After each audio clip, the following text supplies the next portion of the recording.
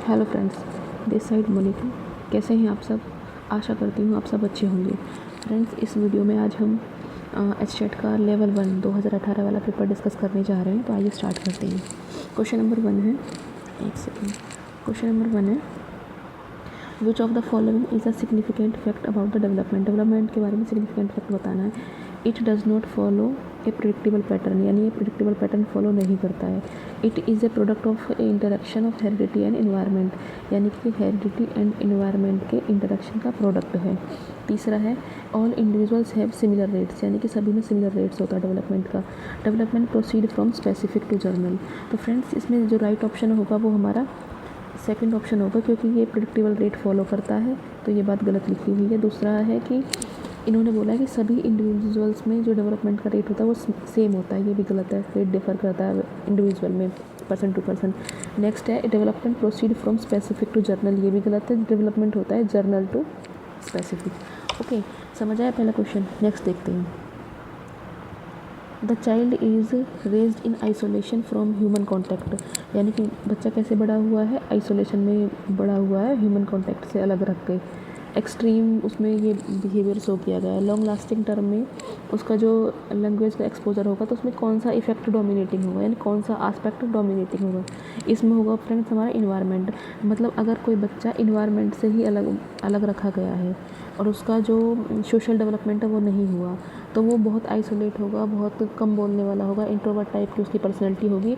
तो उसमें उसका कौन सा पक्ष डोमिनेट करेगा? वो करेगा इन्वायरमेंट। अगर उसके शरीर में कोई डिजीज़ होती है, कोई और प्रॉब्लम होती है, तो वहाँ बायोलॉजिकल आस्पेक्ट डोमिनेट करता है, बट यहाँ पे करेगा इन्वायरमेंट जो है डोमिनेट करेगा आस्पेक्ट। ओके, नेक्स्ट क्वेश्चन देखते हैं। Which of the following strategies of teaching learning is obstacle in developing creativity, यानी कि क्रिएटिविटी में कौन सी जो स्ट्रेटजी है वो ऑब्स्टेकल की तरह काम करेगी? Help student to think in flexible ways, यानी कि स्टूडेंट को फ्लेक्सिबल वेज में सोचने के लिए हेल्प करना। Encourage student to take risk लेने के लिए एनकरेज करना। Over control student during teaching learning, and teaching learning के दौरान उसको ओवर कंट्रोल करना है बच्चे को, तो ये बात गलत है। ओवर कंट्रोल कभी भी नहीं करना है, बच्चे को फ्री छोड़ना है, जितना भी वो एक्सप्लोर करे, रिस्क ले, फ्लेक्सिबल सोचे, मल्टीपल वेज में सोचे, तो ये ओवर कंट्रोल गलत है यहाँ पे। Guide student to be persistent and delay gratification, ये भी ठीक बात है। तो फ्रेंड्स, हमें स्टूडेंट को कभी भी ओवर कंट्रोल नहीं करना है, तो इसका 3 जो है वो राइट ऑप्शन है। नेक्स्ट देखते हैं। The nature of emotion correctly depicts in which of the following statement, यानी कि इस स्टेटमेंट में कौन सा जो हमारा इमोशन है वो सही रूप से दिखाया गया है? Some emotions has behavioural aspect, यानी कुछ इमोशंस का क्या होता है? बिहेवियरल आस्पेक्ट होता है। नेक्स्ट है, emotions are permanent state of organism, यानी कि जो इमोशन होते हैं परमानेंट स्टेट होती है। नेक्स्ट है, emotional expression can not be modify by learning, emotional expression को लर्निंग से मॉडिफाई नहीं कर सकते। नेक्स्ट है, every emotion is accompanied by a feeling, यानी कि हर एक जो इमोशन है वो फीलिंग से निहित होता है। तो फ्रेंड्स, इसका राइट ऑप्शन होगा हमारा 4th। हमें करेक्ट बात बतानी है जो सही है। ओके, तो इसका 4th ऑप्शन होगा। नेक्स्ट देखते हैं। एक second. Which of the following parenting style is most effective, कौन सा पेरेंटिंग स्टाइल है जो मोस्ट इफेक्टिव है? For development of children social competence, authoritarian, neglectful, authoritative, intelligent. तो फ्रेंड्स, इसका होगा ऑथोरिटेटिव जो है वो राइट ऑप्शन है। Parenting style, right parenting style है ऑथोरिटेटिव। नेक्स्ट है, out of the following which tool is not seems to be appropriate for formative assessment, यानी कि फॉर्मेटिव असेसमेंट के लिए कौन सा टूल जो है वो राइट नहीं है, हम बताना जो सही नहीं है। बाकी एक सेकेंड, बाकी जो और टूल है फ्रेंड वो सही है, हमें बताना जो नहीं है, गलत ऑप्शन बताना है इसमें। तो आइए देखते हैं इसका ऑप्शन क्या है। Quiz, criterion, reference test, group discussion, conversation, यानी कि इन तीनों में से कोई एक ऐसा है जो अप्रोप्रिएट नहीं है एफ के लिए, तो उसका criterion reference test. Criterion reference test formative assessment के लिए सही टूल नहीं है। नेक्स्ट है, according to Chomsky an innate capacity to acquire language is a, मतलब चॉम्स्की के अकॉर्डिंग जो इनेट कैपेसिटी है लैंग्वेज एक्वायर करने की, is the result of our uniquely human biological inheritance is called, उसको हम क्या बोलते हैं? मतलब जो चॉम्स्की के अकॉर्डिंग लैंग्वेज एक्विजिशन की टेंडेंसी है उसको हम बोलते हैं language acquisition device. Okay friends, next देखते हैं। Question number 8, the term inclusion, जो टर्म है inclusion means educating a child with special need. Inclusion का मतलब है ऐसे बच्चे को टीच करना जिसको स्पेशल नीड है। The regular classroom for some time, कुछ समय के लिए, most of the time, full time, during social activity. Friends इसका ऑप्शन आंसर होगा फुल टाइम, यानी कि स्पेशल नीड के बच्चे को फुल टाइम हमें उसी इन्वायरमेंट पर टीच करना जहाँ नॉर्मल बच्चे टीच कर रहे हैं, जहाँ नॉर्मल बच्चे सीख रहे हैं। सॉरी, हमें सबको इंक्लूजन का मतलब है सबको एक छत के नीचे बैठ के पढ़ाना। ऐसा नहीं है कि अगर स्पेशल नीड का बच्चा उसको स्पेशल स्कूल में भेजो, नहीं, ऐसा नहीं करना है। नेक्स्ट है विच of the following is a supplementary law of learning propounded bye Thorndike. And Thorndike के अकॉर्डिंग जो उसका सप्लीमेंट्री लॉ है वो कौन सा है? Law of readiness, law of multiple responding, law of exercise, law of effect. Friends law of readiness, law of exercise and law of effect क्या है? उसके प्राइमरी लॉ हैं। तो ये ऑप्शन नंबर 20 का राइट ऑप्शन हो जाएगा, law of multiple responding. Next देखते हैं, learning disability can be appropriately defined as. Learning disability को कैसे डिफाइन कर सकते हैं appropriately? It is extrinsic and due to educational and cultural deprivation. ये एक्सट्रिंसिक होती है, एजुकेशनल एंड कल्चरल डिप्राइवेशन की वजह से होती है। नेक्स्ट है इट इज़ इंट्रेंसिक, ये इंट्रेंसिक होती है due to central nervous system dysfunction. Next है it is extrinsic due to emotional disturbance. Next है it is intrinsic due to mental retardation. Friends जो लर्निंग डिसेबिलिटी होती है पहली बात तो वो इंट्रेंसिक होती है, ठीक है, इंट्रेंसिक यहाँ पे है, इंट्रेंसिक यहाँ पे है, तो एक्सटेंसिक वाला ये ऑप्शन भी गलत, ये ऑप्शन भी गलत। दूसरा है जो लर्निंग डिसेबिलिटी होती है वो डेवलपमेंट डिसऑर्डर होता है, ना कि कुछ कोई बीमारी नहीं होती, वो सेंट्रल नर्वस सिस्टम के डिसफंक्शन की वजह से डिसेबिलिटी आती है। तो इसका राइट ऑप्शन होगा it is intrinsic and due to central nervous system dysfunction. Next देखते हैं क्वेश्चन नंबर 11। क्वेश्चन नंबर 11 में है विच of the following category of intelligence is not suggested by Harvard gardener. यानी हार्वर्ड गार्डनर ने कौन सी intelligence नहीं बताई है? पहली है मैथमेटिकल स्किल, दूसरी है म्यूजिकल स्किल, तीसरी है इंटरपर्सनल स्किल, फोर्थ है practical skill. Friends practical skill Harvard gardener ने नहीं बताई है। हार्वर्ड गार्डनर ने मल्टीपल इंटेलिजेंस का कॉन्सेप्ट दिया है जिसमें इसने मल्टीपल इंटेलिजेंस के बारे में बताया, मतलब बुद्धि कई प्रकार की होती है। तो यहाँ से क्वेश्चन सीटेट में बनता है, एचटेट में बनता है, तो एक बार हार्वर्ड गार्डनर आप देख लेना। नेक्स्ट अभी मैं पीछे बताती हूँ, एक सेकेंड। जैसे क्वेश्चन नंबर 1 है डेवलपमेंट से क्वेश्चन बनेगा। नेक्स्ट है सोशलाइजेशन से, यहाँ से भी क्वेश्चन सी टेट में भी आता है, स्टेट में भी आता है। उसके बाद है क्रिएटिविटी भी इंपॉर्टेंट टॉपिक है स्टेट के लिए। नेक्स्ट इमोशन भी इंपॉर्टेंट है, पेरेंटिंग स्टाइल भी डेवलपमेंट में आ जाएगा। नेक्स्ट है फॉर्मेटिव असेसमेंट, FA यानी कि असेसमेंट से क्वेश्चन बना है, आप नोट करते रहना कहाँ से क्वेश्चन बन रहे हैं। उसके बाद है नॉम चॉम्स्की मोस्टली सीटेट में पूछा जाता है लैंग्वेज के अंदर, बट यहाँ पे पूछा है तो एक बार नॉम चॉम्स्की देख लेना। वो लैंग्वेज एक्विजिशन डिवाइस के बारे में बात करता है कि हर किसी बच्चे के अंदर भाषा अडेप्ट करने का एक डिवाइस होता है। उसके बाद है इंक्लूजन यानी कि इंक्लूसिव एजुकेशन से क्वेश्चन पूछा है, सीटेट में भर के क्वेश्चन आते हैं, स्टेट में पूछा हुआ है। नेक्स्ट है नेक्स्ट है थॉर्नडाइक यानी कि लर्निंग से क्वेश्चन है, ये वाला ये क्वेश्चन है लर्निंग से, थॉर्नडाइक वाला। उसके बाद है लर्निंग डिसेबिलिटी। नेक्स्ट है यहाँ से आप मेन टॉपिक नोट करते रहना क्वेश्चन कहाँ से बन रहा है।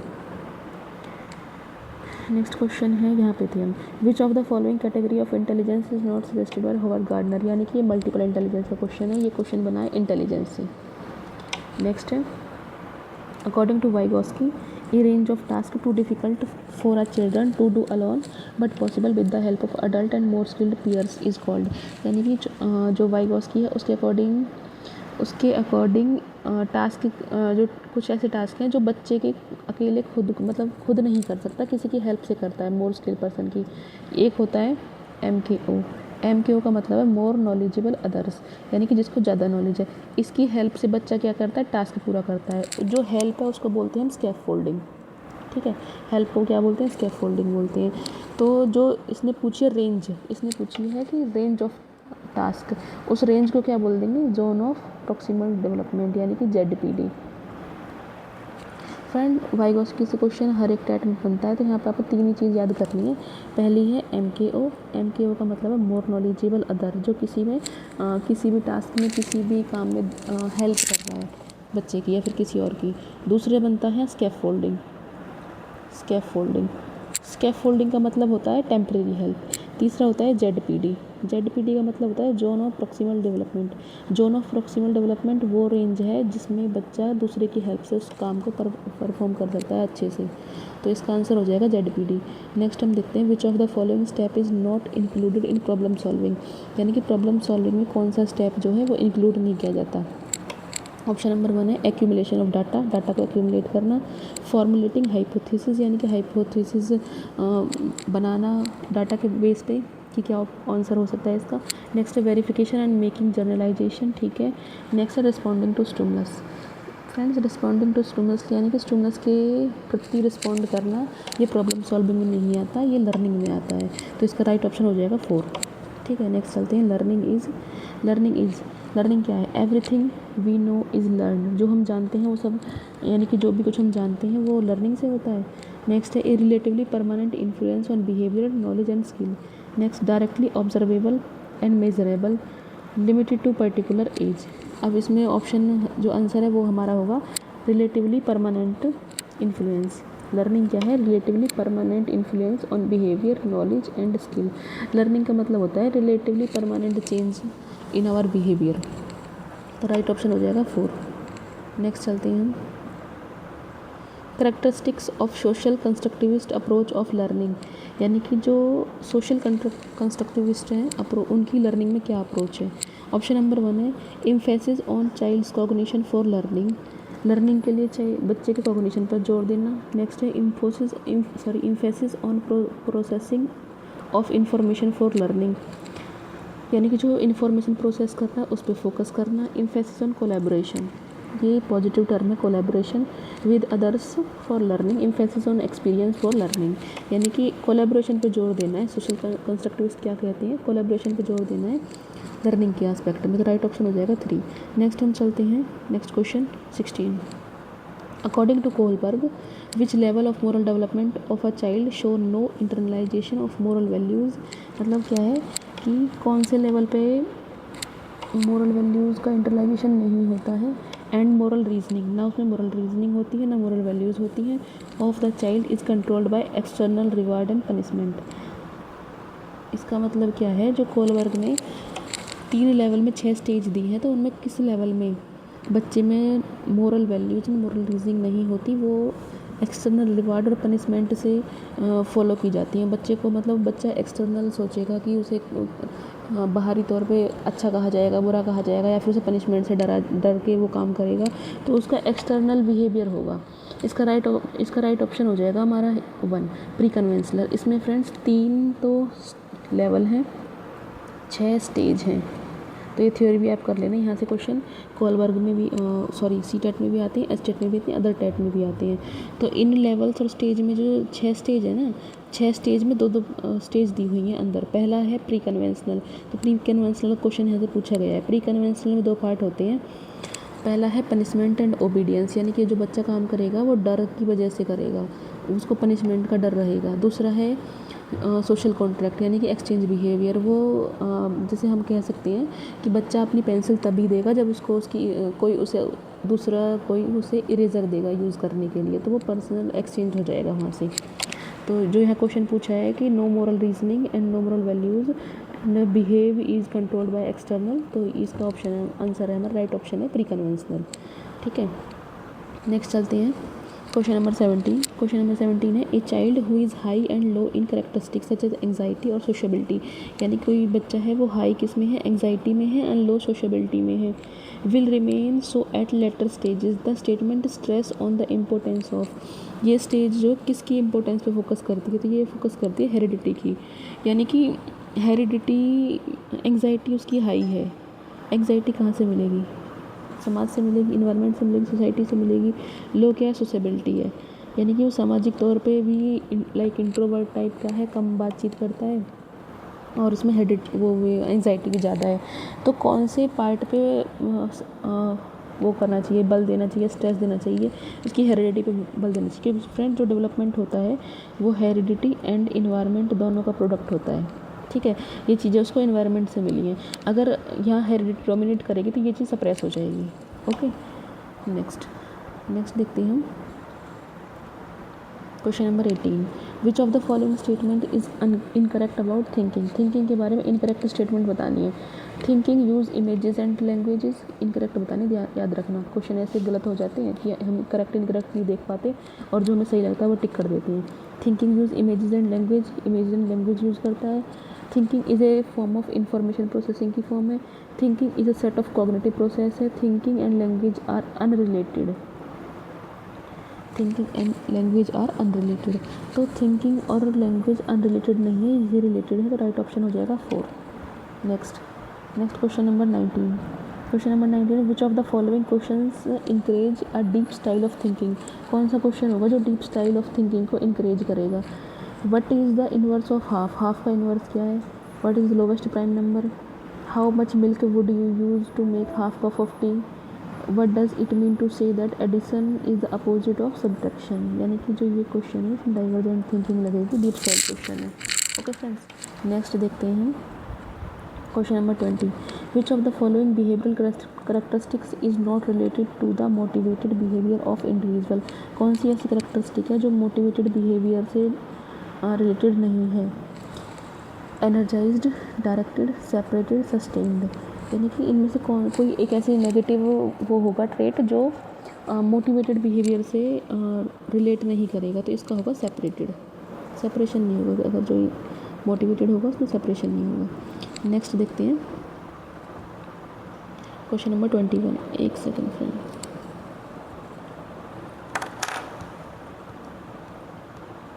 क्वेश्चन नंबर 21 है, विच of the following statement is incorrect about the continuous and comprehensive evaluation. CCE के बारे में इनकरेक्ट स्टेटमेंट बतानी है हमें। इनकरेक्ट स्टेटमेंट क्या होगी। It is the school based evaluation, it includes all aspect of student. Diagnostic evaluation is not included in it, यानी कि इसमें डायग्नोस्टिक इवेल्युएशन को इंक्लूड नहीं किया जाता। बहुत formal and informal techniques are used, तो इसका राइट ऑप्शन हो जाएगा 3। इसमें डायग्नोस्टिक इवेल्युएशन को काउंट किया जाता है, यानी कि कॉन्टीन्यूस एंड कॉम्प्रिहेंसिव इवेल्युएशन का मतलब है, CC का मतलब है कॉन्टीन्यूस एंड कॉम्प्रिहेंसिव इवेल्युएशन। बच्चे का कंटिन्यू इवेल्युएशन करना है हर एक एस्पेक्ट में, एकेडमिक एंड नॉन एकेडमिक में। इसमें एक टर्म होती है डायग्नोस्टिक और एक होती है रेमेडियल, यानी कि पहले प्रॉब्लम फाइंड करोगे उसके बाद उसका सॉल्यूशन दोगे। ठीक है फ्रेंड, तो डायग्नोस्टिक इसमें होता है, ऐसा नहीं है कि डायग्नोस्टिक नहीं होता। नेक्स्ट देखेंगे हम question number 22। The highest level of learning in the hierarchy of गैने की जो प्रॉब्लम सॉल्विंग थ्योरी है उसकी हाईएस्ट हायरार्की क्या है, वो है प्रॉब्लम सॉल्विंग। फ्रेंड्स, यहाँ से गैने की थ्योरी से एक ही क्वेश्चन बनता है, वो उसके जो इसने 8 लेवल दिए हैं अपनी हायरार्की में प्रॉब्लम सॉल्विंग की है। जो लास्ट स्टेज है वो प्रॉब्लम सॉल्विंग है और क्वेश्चन यहीं से बनता है कि लास्ट स्टेज क्या है, प्रॉब्लम सॉल्विंग है। नेक्स्ट एक सेकेंड, नेक्स्ट है question number 23। Out of the following which is not the example of intrinsic motivation, कौन सा एग्जाम्पल इंट्रिंसिक मोटिवेशन का नहीं है, बाकी इंट्रिंसिक के हैं, एक नहीं है। एंग्जाइटी, एक second, anxiety, need of achievement, level of aspiration, praise, इनमें से कौन सा जो ऑप्शन है वो इंट्रिंसिक मोटिवेशन का नहीं है। तो प्रेज नहीं है, जिसको अंदर से मोटिवेशन होगी वो प्रशंसा की वेट नहीं करेगा कि कोई उसकी प्रशंसा करे, तो ये एक्सटेंसिव मोटिवेशन का हुआ है प्रेज पार्ट। नेक्स्ट है to meet the individual difference of learner which of the following step is not required. ये भी फ्रेंड्स नोट वाला क्वेश्चन है जो कि अक्सर गलत होते हैं। नोट वाला क्वेश्चन है इंडिविजुअल डिफरेंसेस को देखने के लिए लर्नर के कौन सा स्टेप जो गलत है इसमें।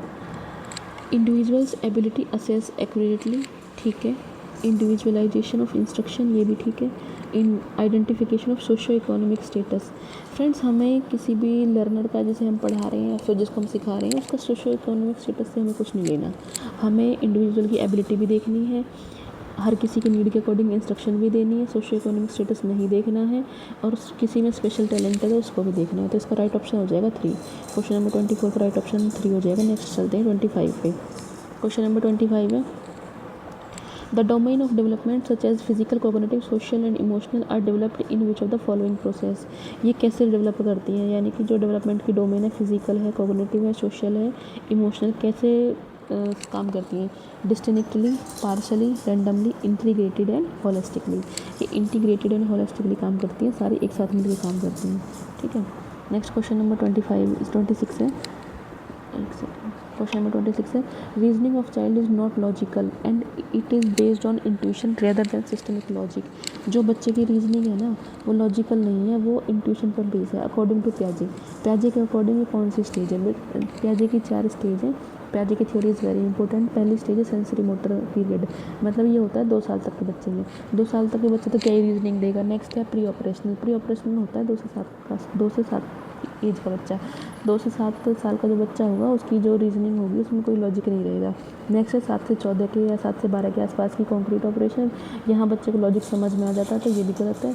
नेक्स्ट फॉर्मल ऑपरेशनल, यहाँ बच्चा टीनेज हो जाता है, यहाँ तो उसको एब्स्ट्रैक्ट थिंकिंग दी आ जाती है। तो right option is 2 pre operational. Next देखते हैं friends question number 27 which of the following is not characteristic of disadvantage child. यानी कि डिसएडवांटेज चाइल्ड जो वंचित बच्चा है जिसको बेसिक नीड भी जिसको प्रोवाइड नहीं की गई हैं वो वंचित है। तो जिसके पास घर नहीं है, रहने का खाने के लिए अच्छी चीज़ें नहीं है, लाइक अच्छी चीज़ से मेरा मतलब है कि जो बेसिक दाल रोटी है वो भी उसको पर्याप्त न्यूट्रिशन की नहीं है। जैसे झुग्गी झोपड़ियों में जो बच्चे रहते हैं उनको हम डिसएडवांटेज बच्चे बोलेंगे। तो उसके लिए कौन सी करेक्टरिस्टिक नहीं है? सफ़र इन एडुकेसी ऑफ बेसिक नेसेसिटीज़। जैसे अभी मैंने बताया कि उसको बेसिक नेसेसिटीज़ है वो सफ़र करता है, उसको पर्याप्त मात्रा में नहीं मिलती हैं।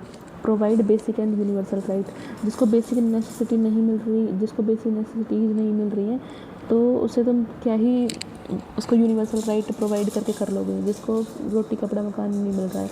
नेक्स्ट है risk of future psycho educational problem, उसको साइको एजुकेशनल प्रॉब्लम का रिस्क होता है। सही बात है, ये भी ठीक है। नेक्स्ट है denied the opportunity to grow normally at his around rates, यानी कि डिनाई उसको जो बच्चा ग्रो हो रहा है ना अपने रेट से, अपॉर्चुनिटी को तुम उसको डिनाई कर सकते हो, यानी कि स्वाभाविक दर से विकास के अवसर से वंचित रखना, ये भी सही बात है। तो फ्रेंड्स इसका राइट ऑप्शन हो जाएगा provide the basic and universal right. Question number 7 का जो राइट ऑप्शन है वो है 2। नेक्स्ट हम चलते हैं क्वेश्चन नंबर 28 पे। अभी मैं आपको ये बताऊँगी कि CDP क्वेश्चन कहाँ से बन रहे हैं और मेन टॉपिक्स को आप एक बार देख लेना। Question number 28 who is the propounder of multiple intelligence. Multiple intelligence का प्रोपाउंडर कौन है? हॉवर्ड गार्डनर है, पहले भी पूछा हुआ है आगे क्वेश्चन में कि हॉवर्ड गार्डनर कौन सा इंटेलिजेंस नहीं दी है। विच of the following statement is correct about the continuous and comprehensive evaluation. Continuous and comprehensive evaluation के बारे में कौन सी स्टेटमेंट करेक्ट है? ठीक है, समेटिव असेसमेंट को हम फॉर्मल बोलेंगे, यानी कि एसए को हम फॉर्मल बोलेंगे। उसके बाद एसए को हम इनफॉर्मल बोलेंगे। एसए को फॉर्मल बोल दिया, एसए को इनफॉर्मल बोल दिया। उसके बाद है summative assessment is during instruction procedure. जो समेटिव असेसमेंट होता है वो इंस्ट्रक्शन प्रोसीजर के दौरान होता है, नहीं ऐसे तो लास्ट में होता है। Summative assessment emphasis on diagnostic difficulties, नहीं एफ पे डायग्नोज करता है। तो 29 का राइट ऑप्शन हो जाएगा ए। जो एस से होता है फॉर्मल असेसमेंट होता है। ठीक है, नेक्स्ट क्वेश्चन पे चलते हैं। Question number 30 which of the following situation of learning is not based on child centre education. कौन सी जो सिचुएशन है वो चाइल्ड सेंटर पे बेस्ड नहीं है? प्रॉब्लम बेस्ड है, डिस्कवरी है, गाइडेड डिस्कवरी है, डिमॉन्स्ट्रेशन है। डिमॉन्स्ट्रेशन नहीं है बस फ्रेंड्स। प्रॉब्लम सॉल्विंग में बच्चा प्रॉब्लम सॉल्व कर रहा है, डिस्कवरी में बच्चा डिस्कवर कर रहा है, गाइडेड डिस्कवरी में बच्चा क्या है किसी की गाइडेंस से डिस्कवर कर रहा है। बट डिमॉन्स्ट्रेशन में सारा जो कंट्रोल होता है वो टीचर के हाथ में होता है, टीचर ही उसे चीज़ें प्रदर्शन करके दिखाता है। तो ये जो है चाइल्ड बेस्ड वो नहीं है स्ट्रेटजी। तो फ्रेंड्स ये हो गई हमारे CDP के 30 क्वेश्चन PRT के 2018 वाले। तो इसमें जैसा कि मैंने आपको बताया क्वेश्चन कहाँ से बन रहा है। पहला क्वेश्चन डेवलपमेंट से बन रहा है, एक सेकंड, पहला क्वेश्चन डेवलपमेंट से बन रहा है तो डेवलपमेंट करना है आपको। नेक्स्ट है सोशलाइजेशन टॉपिक से क्वेश्चन है। थर्ड है पेरेंटिंग स्टाइल से, क्रिएटिविटी से। फोर्थ है इमोशन से। फिफ्थ है पेरेंटिंग स्टाइल से। सिक्स्थ है असेसमेंट से। सेवन्थ है नोम चॉम्स्की से। नोम चॉम्स्की लैंग्वेज वाले से क्वेश्चन बनाए, ये लैंग्वेज पेडागोजी में पूछा जाता है, उसी टाइप में पूछते हैं। 8th क्वेश्चन है हमारा इंक्लूसिव एजुकेशन से। 9th है हमारा लर्निंग से, लर्निंग की थ्योरी से क्वेश्चन है। 10th है LD से, लर्निंग डिसेबिलिटी से। 11th क्वेश्चन है इंटेलिजेंस से। जो मैं टॉपिक बता रही हूँ वो टॉपिक आपको करनी है। 12th क्वेश्चन है वाइगोस्की से, यानी कि ये भी थ्योरी डेवलपमेंट की, प्याजे, वाइगोस्की, कोलबर्ग, तीनों इंपॉर्टेंट थ्योरी डेवलपमेंट की, B.Ed में भी ये दी हुई है। 13 क्वेश्चन है हमारा प्रॉब्लम सॉल्विंग से। 14 फिर लर्निंग से आ गया। 15th हो गया कंस्ट्रक्टिविज्म से। 16th हमारा फिर डेवलपमेंट की थ्योरी आ गई कोहलबर्ग वाली। 17th क्वेश्चन है हमारा डेवलपमेंट से अगेन। 18th क्वेश्चन है हमारा थिंकिंग से। 19th क्वेश्चन अगेन थिंकिंग से। 20 क्वेश्चन है हमारा मोटिवेशन से। 21 है हमारा इवेल्युएशन से। 22 है हमारा प्रॉब्लम सॉल्विंग यानी कि लर्निंग से ये भी। 23 है मोटिवेशन से। 24 है हमारा लर्निंग से ये भी, इंडिविजुअल डिफरेंस से करके देख सकते हो। 25 अगेन डेवलपमेंट से है और 26 है कोग्निटिव डेवलपमेंट। 27 है डिसएडवांटेज चाइल्ड यानी कि इंक्लूसिव एजुकेशन में देखोगे जैसे लास्ट में। 28 इंटेलिजेंस से है। 29 है इवेल्युएशन से और 30 है हमारा लर्निंग से।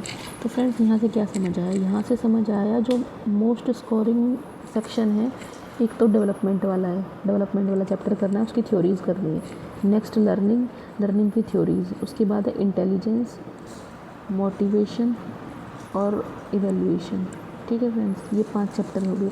इसके अलावा क्वेश्चन बनते हैं पर्सनैलिटी से भी, मे बी टीजीटी पीजीटी में बने होंगे, यहाँ पर्सनैलिटी से क्वेश्चन मुझे नहीं दिखाए। तो फ्रेंड्स ये 5-6 चैप्टर ऐसे हैं जो करने ही करने हैं, इनके बिना पेपर बनेगा ही नहीं। अगर तुम यहाँ से कर लेते हो तो 15-20-22 नंबर क्वेश्चन तुम्हारे यहाँ से हो जाएगा। इन 5-6 चैप्टर को अच्छे से कर लेते, सारी थ्योरीज कर लेते हैं इनकी। तो नेक्स्ट सेक्शन है हमारा हिंदी का। हिंदी देखते हैं। क्वेश्चन नंबर 31, इस शब्द में अब उपसर्ग का प्रयोग नहीं हुआ है।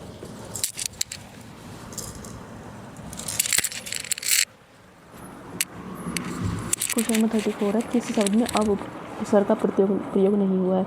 तो फ्रेंड जो क्वेश्चन बनते हैं उपसर्ग से और प्रत्यय से, तो उनकी एक हिंट है, आप क्वेश्चन को तोड़ के देख लीजिए। उपसर्ग का मतलब है वो आगे लगेगा, प्रत्यय का मतलब वो पीछे लगेगा। अगर हम उसे क्वेश्चन को तोड़ के देख रहे हैं और उसमें जो वर्ड बन रहा है हमारा उसकी कोई मीनिंग निकल रही है तो वो ठीक है। अगर नहीं निकल रही कोई मीनिंग तो वहाँ क्वेश्चन गलत है। जैसे अब उपसर्ग का प्रयोग नहीं हुआ, पहला है अवनवध, अवले, अवेक्षण, तीसरा है अवधि, चौथा है अवधि। अवधि, जो अवधि वर्ड है ना, देखो अवधि, ठीक है, अवधि का प्रयोग नहीं, अब का प्रयोग नहीं हुआ क्योंकि हमारा वर्ड होता है अवध। पता है अवध वर्ड होता है, अवध में क्या लगी है, ई की मात्रा लगी है बड़ी, तो बन गया अवधि। तो इसमें प्रत्यय यूज़ हुआ है, यानी कि पीछे लगा है तो प्रत्यय यूज़ हुआ है, उपसर्ग यूज़ नहीं हुआ। उपसर्ग का मतलब वो आगे यूज़ होता है। अगर हम इसमें अव आगे निकाल देते हैं, अव प्लस धी लिखते हैं तो धी कोई वर्ड नहीं है, ठीक है, हिंदी में कोई वर्ड नहीं है धी, तो ये ऑप्शन राइट है। इसने पूछा है जिसमें अब उपसर्ग का प्रयोग नहीं हुआ, पहले 3 में अब का प्रयोग हुआ है और चौथे में उपयोग नहीं हुआ है, तो इसका राइट ऑप्शन हो जाए क्वेश्चन नंबर 31। नेक्स्ट देखते हैं क्वेश्चन नंबर 32, निम्नलिखित में से किस विकल्प में अविकारी पद नहीं है जिसमें विकार उत्पन्न, अविकारी का मतलब जिसमें विकार उत्पन्न नहीं होता, और अविकारी नहीं है, बाकी अविकारी हैं, मतलब एक क्वेश्चन जो है वो अविकारी नहीं है इसमें। एक सेकेंड फ्रेंड्स, संबंध सूचक भी अविकारी होता है, समुच्चय बोधक भी अविकारी होता है, क्रिया विशेषण भी अविकारी होता है, सर्वनाम अविकारी नहीं होता। सर्वनाम में अगर हम चेंज करेंगे तो वहाँ चेंज होता है, इसमें अविकारी नहीं होता। Right option is question number 2। जैसे अविकारी के लिए क्वेश्चन पूछा जाए तो आप इसको याद कर सकते हैं। अविकारी शब्द कौन कौन से होते हैं? अविकारी संबंध सूचक, समुच्चय बोधक और क्रिया विशेषण जो है अविकारी होते हैं, सर्वनाम अविकारी नहीं होते हैं। नेक्स्ट है क्वेश्चन नंबर 33 में है, ऊंचाइयाँ नापनी है तो पर्वतों की सैर करो। रेखांकित में संज्ञा भेद बताना है। रेखांकित में क्या बताना है? संज्ञा भेद। कौन सी संज्ञा भेद होगी इसमें? इसमें होगी फ्रेंड जातिवाचक, यानी कि ऊंचाइयाँ। एक तो होता है ऊंचाई, ऊंचाई सिंगल है और ऊंचाइयाँ है जातिवाचक, मतलब उसकी पूरी जाति का बोध करा रही है। तो भाववाचक नहीं है, समूहवाचक नहीं है, व्यक्तिवाचक नहीं है, इसका आंसर है जातिवाचक। नेक्स्ट क्वेश्चन है हमारा क्वेश्चन नंबर 34, गुण स्वर संधि का उदाहरण चुनिए। गुण स्वर संधि, फ्रेंड संधि जो स्वर संधि के 5 टाइप होते हैं। गुण संधि जो होती है उसमें हम एक मात्रा देखते हैं, ये वाली मात्रा और ये वाली मात्रा, ये 2 मात्रा देखते हैं गुण संधि में। तो जो यमुनोर्मी है ना, ये सही उदाहरण है, यानी कि इसको अगर हम सेपरेट करेंगे 2 टर्म में तो ये जो वर्ड बनेंगे ये सही वर्ड बनेंगे और जो लास्ट में आंसर बनेंगे वो यमुनोर्मी बनेगा। बाकी अगर इनको हम सेपरेट करते हैं तो इनमें जो वर्ड बनेंगे वो सही नहीं बनेंगे। तो गुण स्वर संधि किसमें? यमुनोर्मी में। एक बार हिंदी वाले क्वेश्चन आपको 2 बार देखने पड़ेंगे क्योंकि इसमें अच्छे लेवल की ग्रामर आती है जो याद करनी पड़ेगी। नेक्स्ट है क्वेश्चन नंबर 35, उत्कोच। उत्कोच का सही अर्थ क्या है? उत्कोच का अर्थ होता है घूस। उत्कोच का अर्थ है भ्रू से याद करने वाला है। नेक्स्ट है 36, विशेषण से निर्मित भाववाचक संज्ञा पद नहीं है, यानी कि जो विशेषण से बना है और विशेषण से निर्मित है, भाववाचक संज्ञा नहीं है। कौन सा? आत्मीयता, निपुण्य, धैर्यवान, धैर्यवर्ता और सारल्य। कौन सा नहीं है? आत्मीयता नहीं है, क्योंकि निपुण्य, धैर्यवर्ता और सारल्य जो है वो भाववाचक संज्ञा से बने। निपुण्य किससे बना हुआ? निपुणता से, निपुण से। धैर्यवर्ता धैर्यवान से। सारल्य सरल से। तो आत्मीयता इसका राइट ऑप्शन हो जाएगा। क्वेश्चन नंबर 36 का राइट ऑप्शन इज 1। नेक्स्ट देखते हैं क्वेश्चन नंबर 37। 37 है, मोहन 7वीं कक्षा में पहले स्थान पर रहा, रेखांकित पदों में विशेषण का भेद इंगित करें। तो कौन सा विशेषण है इसमें? कौन सा विशेषण होगा? 7वीं कक्षा में पहले स्थान पर रहा। 7वीं क्या है? क्रम है, सीरीज है। पहला स्थान क्या है? संज्ञा है या फिर आवृत्ति है? क्रम, आवृत्ति। इसमें एक बार देख लीजिए 37 का यही होगा, 7वीं क्रम हो जाएगा और संख्या हो जाएगी पहले स्थान पर रहा। राइट ऑप्शन हो जाएगा क्रमवाचक एवं संख्यावाचक। नेक्स्ट क्वेश्चन देखते हैं। 37 तक हो गए। 38, यह समस्या मैं आप ही हल कर लूँगा, रेखांकित पद का सर्वनाम भेद बताइए। इसका हमें भेद बताना है। यह समस्या मैं आप ही हल कर लूँगा, इसमें कौन सा सर्वनाम है? फ्रेंड्स इसमें है निजवाचक। जहाँ आपकी बात होगी, खुद की बात होगी, स्वयं की बात होगी, यानी निजता की बात होगी, तो इसका याद करने वाला है निजवाचक सर्वनाम है। नेक्स्ट देखेंगे हम क्वेश्चन नंबर 39। क्वेश्चन नंबर 39, वार्तनिक दृष्टि से अशुद्ध विकल्प चुनिए। स्पेलिंग किसकी गलत है? दुरावस्था, मातृभक्त, मन कामना, मन प्लस कामना, अंतर्ध्यान। तो दुरावस्था की इसमें स्पेलिंग गलत है, दुरावस्था स्पेलिंग गलत है। नेक्स्ट देखते हैं हम क्वेश्चन नंबर 40, एक कर्मक वाला वाक्य बताइए जिसमें एक कर्म है। महर्षि वेद व्यास ने जय संहिता लिखी, उसने हमें पुस्तकें दी, बहन ने भाई को राखी बांधी, मैंने पिताजी को पत्र लिखा। देखो महर्षि वेद व्यास ने जय संहिता लिखी, ठीक है, एक कर्म हो गया। उसने हमें पुस्तकें दी, बहन ने भाई को राखी बांधी, मैंने पिताजी को पत्र लिखा। तो पहला आंसर है इसका राइट। नेक्स्ट है क्वेश्चन नंबर 41। क्वेश्चन नंबर 41 है, विलोम बताना है हमें जो गलत है। ऐसा पेयर बताना है कि जो गलत है। अशुद्ध विलोम बताइए। संश्लेषण, विश्लेषण, शलील, अश्लील, सतीक उल्टा, ससीम, असीम। तो इसका ये ऑप्शन जो है वो राइट है, सतीक उल्टा। 41 का 3 जो है वो राइट ऑप्शन है। नेक्स्ट देखते हैं 42, गलत संधि विच्छेद वाला विकल्प चुनिए। गलत संधि विच्छेद मतलब किस में हो रहा है? एक में गलत हो रहा होगा, बाकी सब में सही होगा। उत प्लस में डैन, उड्डयन, उत प्लस में डैन, उड्डयन, ठीक है। ये पद जमा में हति, पद्धति, ये भी ठीक है। तत् जमा में टीका, तत् टीका भी ठीक है। श्रद्ध जमा में उल्लास, सर्दोल्लास, ये गलत है। तो 44 का राइट ऑप्शन हो जाएगा 4। नेक्स्ट क्वेश्चन देखते हैं फ्रेंड्स हम क्वेश्चन नंबर 43। क्वेश्चन नंबर 43 पे याव जीवन पद में समास है। याव जीवन पद में कौन सा समास है? अव्ययभाव समास, तत्पुरुष समास, कर्मधारय समास, बहुब्रीहि समास। फ्रेंड बहुब्रीहि तो किसी स्पेशल के लिए होगा, जैसे नीलकंठ शिव जी के लिए, ठीक है। कर्मधारय किसी स्पेशल के लिए होगा, पर स्पेशल का नाम मेंशन नहीं होगा, हाँ ठीक है। जैसे काली मिर्च, काली मिर्च का कोई और स्पेसिफिक नाम तो नहीं, मतलब मिर्च है जो काली, एक मिर्च की क्वालिटी बताइए, काली मिर्च है। बट नीलकंठ तो भोले के लिए है ना, जो भोले या भोले शंकर भोलेनाथ है, तो वो स्पेसिफिक हो गया। तत्पुरुष का मतलब है इसमें जो कारक की विभक्ति आएंगी। अव्ययभाव समास में पहला पद होगा ना, उसमें कोई लॉस नहीं होगा, वो एज इट इज़ रहेगा। तो याव जीवन का है हमारा अव्ययभाव समास, ठीक है फ्रेंड्स। नेक्स्ट एक सेकंड रुक जाओ, यस। क्वेश्चन नंबर 44 है, योगी शिवेंद्र कुशासन पर विराजमान है, इसमें समास बताना है। कुशासन का समास जैसे कि मैंने बताया, कर्मधारय और बहुब्रीहि तो स्पेशल चीज़ के लिए होंगे। द्वंद्व मतलब जिसमें हाइफन आएगा, द्वंद्व जिसमें हाइफन आएगा, द्विगु जिसमें संख्या आएगी, मध्यम पद लोपी तत्पुरुष, इसका राइट ऑप्शन हो जाएगा। क्वेश्चन नंबर 45 है, निम्नलिखित में से किस विकल्प में अपत्यवाचक प्रत्यय का प्रयोग हुआ है? अपत्यवाचक प्रत्यय, अपत्यवाचक प्रत्यय जो है ना फ्रेंड, वो तदित प्रत्यय है, और वो ऐसा प्रत्यय है जो हमें किसी वंश के बारे में बताएगा, जैसे कि दापत्य, पाश्विक, दाशरथी, आस्तिविज्ञान, दशरथ। दाशरथी का मतलब है दशरथ से उत्पन्न जो है, यानी कि राम। तो दाशरथी किसी कुल के बारे में बता रहा है, जैसे हम लिखते हैं कुंती से उत्पन्न, कौन्त्य, यानी कि वो कुंती के जो पुत्र हैं, जो पांडव हैं उनके लिए है, और ये दाशरथी राम के लिए है। तो अपत्यवाचक किसके लिए होता है? किसी वंश के लिए होता है। नेक्स्ट फ्रेंड्स, एक बार हम डिस्कस कर लेते हैं कि हमें हिंदी में क्या क्या करना है। मेन जो जहाँ से हमारा क्वेश्चन बन रहा है। फ्रेंड, पहला क्वेश्चन बन रहा है उपसर्ग से, दूसरा है अविकारी पद से, तीसरा है संज्ञा से, फिर संधि से। नेक्स्ट है ये तो लाइक वोकैब से क्वेश्चन हो गया कि इसका मीनिंग क्या है। वोकैब तो इतनी कहाँ ही करोगे।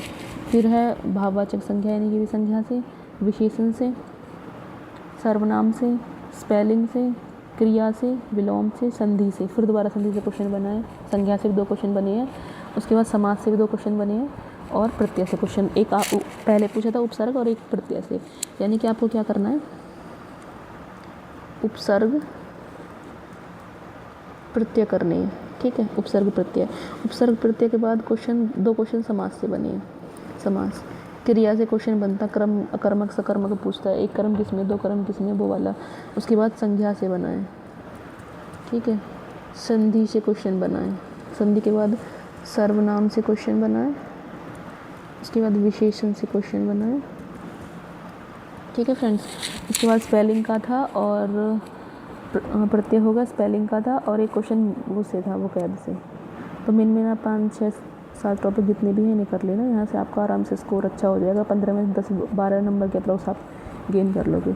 नेक्स्ट सेक्शन है हमारा इंग्लिश का। क्वेश्चन नंबर 46 है हमारा इंग्लिश वाला सेक्शन। इसमें स्टार्ट करते हैं।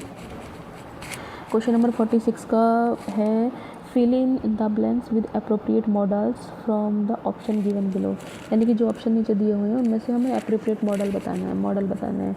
Dash you mind opening the window, can could would may. Friend, इसका सबको पता है, वुड आएगा। इंग्लिश तो ईजी आती है, हिंदी थोड़ी टफ आती है, इंग्लिश बहुत ईजी आती है, आराम से हो जाती है। इंग्लिश तो अगर कोई पढ़ के भी नहीं जाएगा ना, स्कूल टाइम में पढ़िए तो भी हो जाएगी English. Next right the antonym of word praise. Praise का एंटोनिम बताना है। सबको पता है प्रेज का एंटोनिम क्या होगा, क्रिटिसाइज होगा। वर्शिप, फेवर, इग्नोर ये नहीं होंगे। नेक्स्ट है 48। मैं फ्रेंड सबसे पहले CDP करती हूँ, फिर इंग्लिश करती हूँ।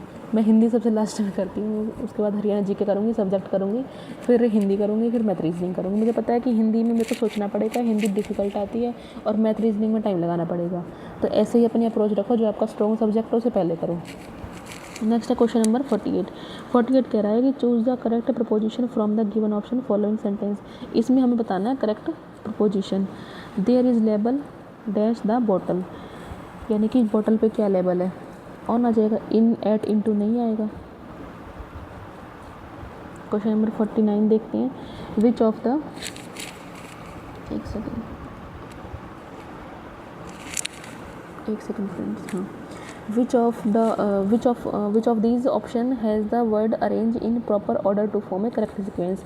यानी कि करेक्ट सिक्वेंस में ऑर्डर फॉर्म कर रहे हैं। एक 4 ऑप्शन में से कोई एक ऐसा ऑप्शन है जिसमें ऑर्डर फॉर्म हो रहा है करेक्ट ऑर्डर के लिए हम lies the wears uneasy head that counts, uneasy lies the head that wears a crown lies the uneasy head. तो एक बार फ्रेंड्स इसे देख लेना, इसका राइट ऑप्शन हो जाएगा 2, uneasy lies the head that wears a crown. Next question number 50 है। Identify the conjunction in the following sentence from the option given below. Conjunction बताना है इस ऑप्शन में। Answer the first question before you proceed further, तो before हो जाएगा इसमें, आसान है ये भी। नेक्स्ट है choose the correct option for the underline phrase. Underline phrase के लिए हमें करेक्ट ऑप्शन बताना है। कैरी ऑन के लिए the doctor told her to carry on with the treatment, तो कंटिन्यू हो जाएगा। ये तो तीनों ही नेगेटिव है। Delay, stop, postpone. तो आप क्वेश्चन की सेंस पढ़ के भी देख सकते हो कि इसने क्या पूछा है। अगर आपको नहीं दिया था ना, एलिमिनेट करके क्वेश्चन की सेंस समझ के भी आप ऑप्शन निकाल सकते हो। ये 90 मार्क्स लाने होते हैं 150 में से। मेरिट नहीं करनी, इसमें कि टॉप करना है। आराम से क्वालिफाई होता है अगर थोड़ा सा सेंस के साथ पेपर दिया जाए तो। नेक्स्ट है fill in the blank space with correct adjective. Correct adjective बताना है हमें। He did not make dash mistakes, many, good, much, most, तो मैनी हो जाएगा 52 का 1।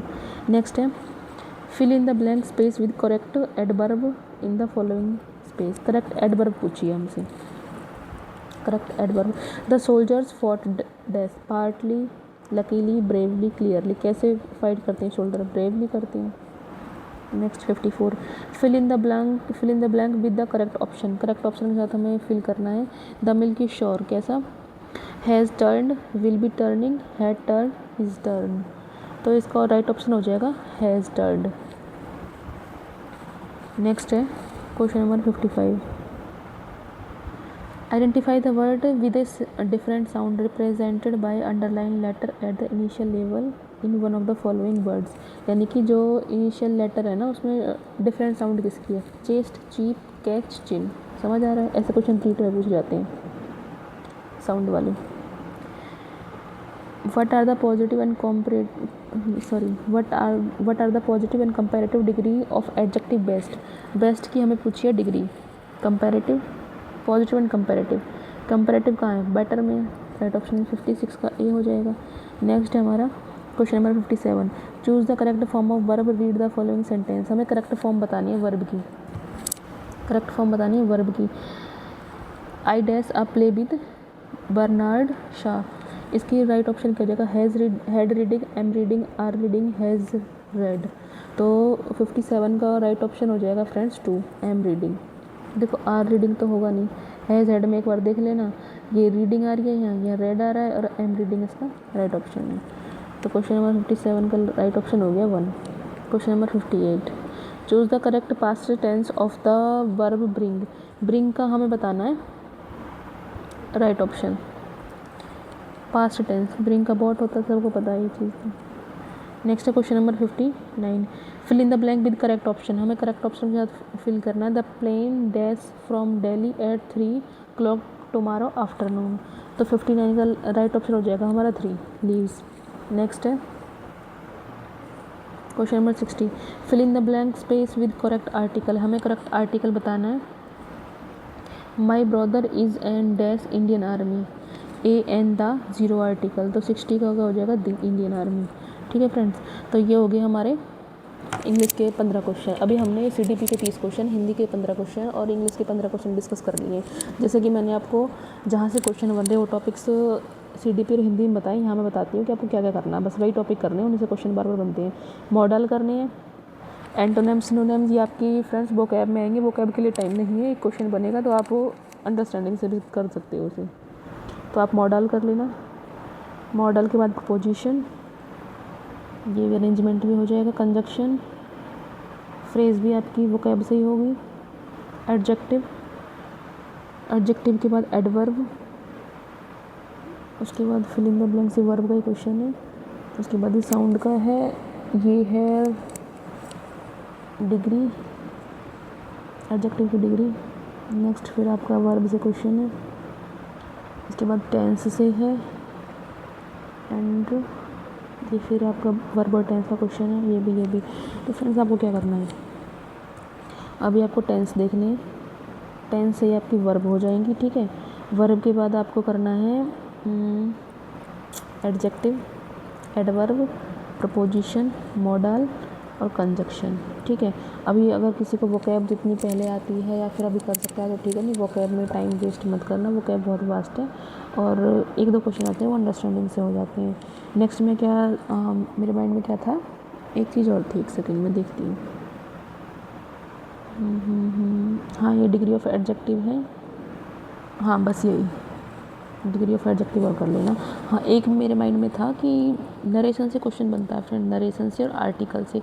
इसमें नहीं पूछ रखा, पर आपको tense, narration, article, verb, adjective, pronoun और एडजेक्टिव, प्रोनाउन, प्रपोजिशन, ये 5-6 टॉपिक जितने भी हैं ये कर लेना। वो कैब को तो आप अपनी अंडरस्टैंडिंग से कर दोगे, या तो आती है फिर नहीं आती, 2 ही ऑप्शन है उसमें। आप एक बार ये देख लेना। क्वेश्चन नंबर 60 हो गए। नेक्स्ट क्वेश्चन नंबर 61 से 80 तक फ्रेंड्स हमारे मैथ रीजनिंग के हैं, जो मैंने आपके लिए सॉल्व किए हैं स्पेशल। मैं उन्हें अभी करवाती हूँ। पहले हम हरियाणा जी के कर लेते हैं। क्वेश्चन नंबर 81 से क्या है, हरियाणा जी के स्टार्ट है हमारी। एक सेकेंड, क्वेश्चन नंबर 81 से मैं आपको यहाँ करवा देती हूँ, फिर मैं जो सॉल्व कर रखी है वो करवाऊँगी। क्वेश्चन नंबर 81 क्वेश्चन है हमारा, who was the leader of the revolution of 1857 इन पानीपत। पानीपत में जो 1857 की लड़ाई हुई थी, क्रांति हुई थी, उसमें पानीपत से लीडर कौन था? तो फ्रेंड्स पानीपत से था हमारा सदरुद्दीन था हमारा। सदरुद्दीन नहीं था इसमें, इनाम अली कलंदर था, क्योंकि ये क्या है, नाम अजीब सा ही है कुछ, इमाम अली कलंदर। हाँ, इमाम अली कलंदर की दरगाह भी है वहाँ पे पानीपत में, ठीक है। तो पानीपत इसका हो गया कि 1857 क्रांति में कौन था, इमाम अली कलंदर। ये इमाम याद नहीं कर रखा, मैंने याद कर रखा है अली कलंदर।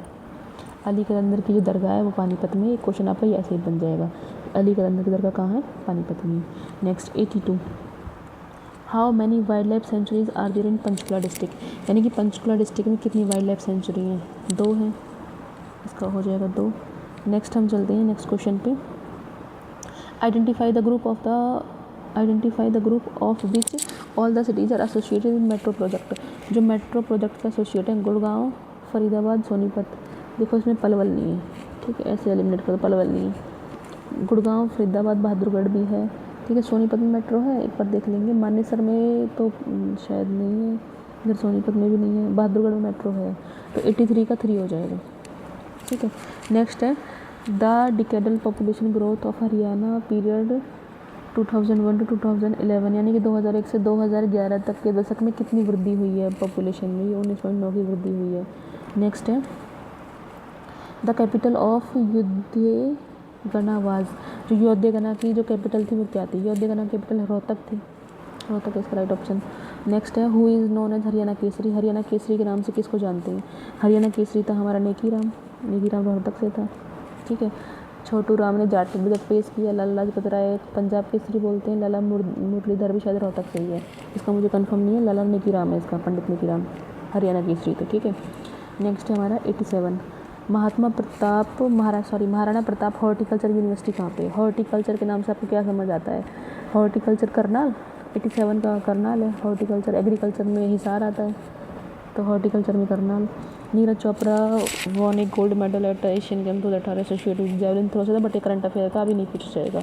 नेक्स्ट है 89, विच of the following is not correctly matched, कौन सा करेक्टली मैच नहीं है, बडखल लेक फरीदाबाद में है, खलीलपुर गुड़गांव में है, चंदलाई लेक जो है वो झज्जर में है, करंजील करनाल में है, तो शायद झज्जर वाला इसका राइट ऑप्शन नहीं है, क्योंकि झज्जर में गंडावास करके है एक लेक, ये इसका राइट ऑप्शन है। नेक्स्ट है how many administrative sub divisions are there in Haryana, Haryana में कितने एडमिनिस्ट्रेटिव सब डिवीज़न हैं, तो 73 है, 90 का है 73 राइट ऑप्शन, ठीक है फ्रेंड्स। तो ये हो गए आपके मेरी साइड से 70 क्वेश्चन। नेक्स्ट जो वो है मैथ एंड रीजनिंग का, वो मैंने प्रॉपर सॉल्व किया हुआ है, मैं अभी ये दूसरी PDF निकालती हूँ, एक सेकेंड, तो मैं आपको सारे क्वेश्चन जो खुद से हाथ से सॉल्व किए हैं वो मैं दिखाती हूँ। ये मैंने अपने टेलीग्राम पे भेज रखे हैं, किसी को ज्वाइन करना तो आपको PDF मिल जाएगी, ठीक है फ्रेंड्स।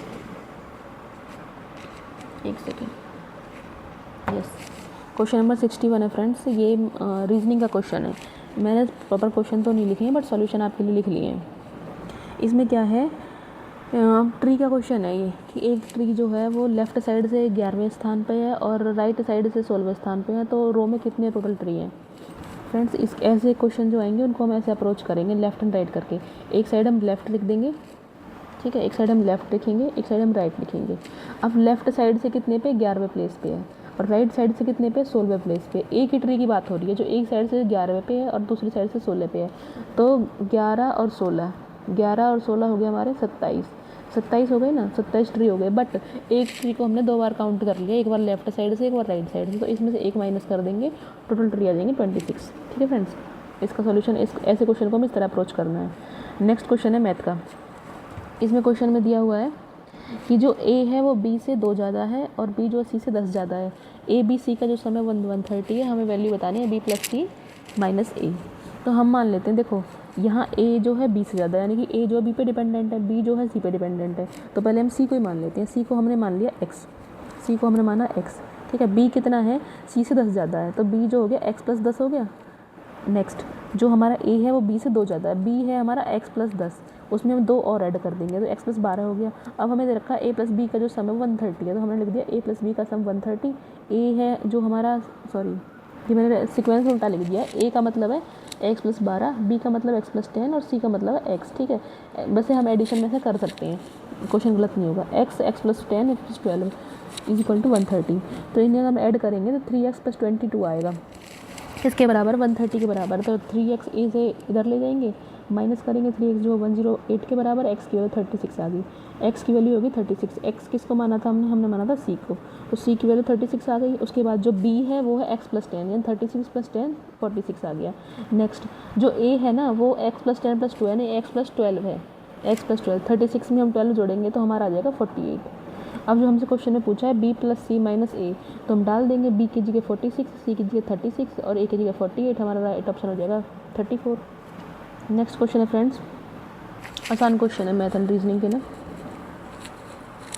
एक सेकंड। नेक्स्ट क्वेश्चन था 666 / 6 / 3, तो हम क्या करेंगे, 666 लिखा, डिवाइड का मतलब डिवाइड को हम ऐसे लिख सकते हैं मल्टीप्लिकेशन में 1/6 1/3 करके काटेंगे तो आराम से कट जाएगा 37 पे, ठीक है। नेक्स्ट क्वेश्चन है इफ़ x/16 बराबर है 196/16 के, यानी कि ये हमें मैथमेटिकल ऑपरेशन दे रखा है और x की वैल्यू पूछी है। हम क्या करेंगे, क्रॉस मल्टीप्लाई कर देंगे, x की मल्टीप्लाई x से हो जाएगी, 16 की हो जाएगी 196 से, इनका स्क्वायर, इसका स्क्वायर है तो यहाँ हम पेयर बना लेंगे, इसका एक पेयर इसका एक पेयर, तो आंसर हो जाएगा 56। नेक्स्ट क्वेश्चन है 65 में पूछा है हमें रॉन्ग टर्म कौन सी है, यानी कि जो एक इस सीरीज़ में ना एक टर्म रॉन्ग है बाकी ठीक है, तो हमें सीरीज़ दे रखी है ऐसे, हाँ तो हम ऐसे ही चेक करेंगे, हम इधर से भी चेक कर सकते हैं बट ऐसे ही ज़्यादा सही रहेगा, ऐसे चेक करेंगे। तो हमने देखा कि 445 है और 221 है, तो 221 से 445 डबल करने के बाद थोड़ा ज़्यादा है, तो 221 को अगर डबल करेंगे और उसमें 3 जोड़ देंगे तो 445 आ जाएगा। हमने क्या किया, 445 में 3 माइनस किया और 442 बचा, 442 को हम 2 से डिवाइड कर देंगे तो 221 हो गया, ठीक है। नेक्स्ट स्टेप में अब जो ऑपरेशन हमने यहाँ लगाया है ना फ्रेंड्स, वो सारे में मतलब लागू होना चाहिए, जहाँ वो लागू नहीं होगा वहीं वो गलत हो जाएगा। अब 221 को लिया, 221 - 3 = 218, 218 में 2 से डिवाइड कर देंगे 109, 109 में 3 से माइनस करेंगे 106 हो जाएगा, 106 को डिवाइड करेंगे 2 से 53 हो जाएगा, ठीक है। यहाँ के इधर रखा है 46 दे रखा है, तो पकड़ में आगे क्या गलत है। नेक्स्ट इसको हम आगे भी चेक कर सकते हैं कि आगे तो कोई गलत नहीं है, आगे क्या किया हम 46 तो हमारा गलत है, तो इसके अकॉर्डिंग नहीं करेंगे, हम करेंगे 53 के अकॉर्डिंग। 53 - 3 50 बचा, 50/2 25 बचा, ठीक है। 25 - 3 22, 22 डिवाइड बाई 2 11 हो गया, तो हमारा राइट ऑप्शन क्या होगा 46 हो गया, ठीक है फ्रेंड्स। नेक्स्ट चलते हैं 66 पे। 66 में पूछा है स्मॉलेस्ट। फ्रेंड जो मैंने आपके लिए क्वेश्चन सॉल्व किए मैथ रीजनिंग के, इनके थ्रू मैं आपको ये कॉन्सेप्ट बताना चाह रही हूँ कि ऐसे अगर क्वेश्चन आते हैं तो आपको कैसे अप्रोच करना है। मैथ के रीजनिंग के सिमिलर ही क्वेश्चन बनते हैं, आप अगर मैंने जैसे एनालिसिस किया है 2018 से लेकर 2024 तक के एग्जाम का, तो सिमिलर ही क्वेश्चन बन रहे हैं। आप 10 नंबर की मैथ, 10 नंबर की रीजनिंग अगर मेरी वीडियो से समझ के करते हो तो आप आराम से 10-12 नंबर 20 में से ले लोगे। नेक्स्ट है हमारा 66 में पूछा है smallest fraction. Smallest fraction compare करना फ्रेंड्स, किसी का भी जो डिनोमीटर है ना वो सेम नहीं है। अगर डिनोमीटर सेम होता तो इसकी अलग अप्रोच होती। यहाँ क्या है, डिनोमिनेटर क्या है, सबका डिफर है, तो हम क्या करेंगे, दो को उठाएंगे और क्रॉस मल्टीप्लाई करके चेक करेंगे। जो छोटा मिलेगा ना, जैसे हमने इनकी क्रॉस मल्टीप्लाई करी, इनमें क्या हुआ, ये छोटा मिला हमें, फिर इसको उठाना है और अगले के साथ क्रॉस मल्टीप्लाई करना है, अगेन फिर जो छोटा मिलेगा उसको अगले के साथ मल्टीप्लाई करना है। तो जो हमें लास्ट में एट द एंड सबसे छोटा मिलेगा ना, वही हमारा स्मॉलेस्ट फ्रैक्शन होगा, दैट इज़ 15/19, ठीक है फ्रेंड्स। नेक्स्ट है if side of equilateral triangle is decrease by 20%, यानी कि इक्विलेटरल ट्रायंगल की जो साइड है वो 20% डिक्रीज हो जाती है, तो उसका एरिया कितना डिक्रीज होगा। हमने मान ली साइड जो है हमारी 100 है, 100 में 20% डिक्रीज़ का मतलब है 80 हो गई, ठीक है। इनका अगर रेशियो लेंगे तो 5 से 4 हो जाएगी, ठीक है। अब हमें पता है जो इक्विलेटरल ट्रायंगल का एरिया होता है ना वो √3/4 a² होता है। a² का मतलब है कि साइड का स्क्वायर है, इसलिए हम इस साइड का स्क्वायर कर रहे हैं। 5 का स्क्वायर किया 25 कर दिया, 4 का स्क्वायर किया 16 हो गया, यानी कि साइड कितनी होगी 25 से 16 होगी। कितने का डिक्रीमेंट हुआ, 9 का डिक्रीमेंट हुआ, किस पे हुआ 25 पे हुआ, तो 9/25 × 100 हो गया, काटेंगे तो 36% का डिक्रीज हो जाएगा। नेक्स्ट है हमारा क्वेश्चन नंबर 68 पूछ रहा है हमें, नेक्स्ट टर्म पूछ रहा है, ये क्वेश्चन रीजनिंग का है। रीजनिंग का क्वेश्चन कह रहा है नेक्स्ट टर्म बताओ, 0 6 24 60 120, इसका नेक्स्ट टर्म क्या है। तो इसमें हमें सोचना है कि ये 0 से 6 कैसे बना होगा। अब देखो मल्टीप्लाई ऐड, अगर हम मल्टीप्लाई करेंगे 0 किसी से तो मल्टीप्लाई हो जाएगा, सीधी सी बात है, एडिशन सब्ट्रैक्शन कुछ करना है। तो हमने अप्रोच लगाई, 1 की क्यूब में से 1 घटाएंगे तो 0 बनेगा, ठीक है। 2 की क्यूब में से 2 घटाएंगे तो 6 बनेगा, क्योंकि 2 की क्यूब हो जाएगी 8, 8 में से 2 घटाए तो 6 हो गया। उसके बाद 3 की क्यूब हो जाएगी, 3 दिया 9, 9 में से 3 गया तो 24 हो गया। 4 की क्यूब हो जाएगी, 4 चौके 16, चौके 64, 64 में से 4 गए तो 60 हो गया, ठीक है। 5 की क्यूब हो जाएगी, 5 पच्चीस 25 25 125, 25 में 125 में से 5 गए तो 120 हो गया।